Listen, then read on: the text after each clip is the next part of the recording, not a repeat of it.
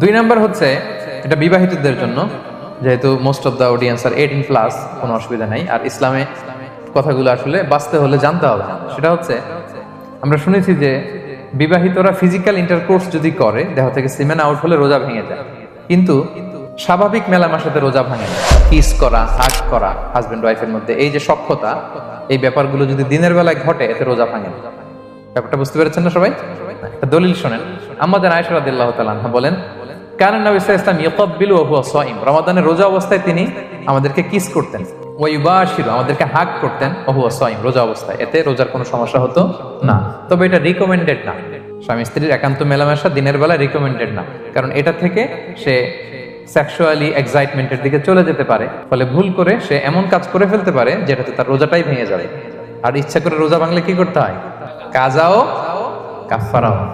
খবর আছে না? সেজন্য এটা খেয়াল রাখতে হবে।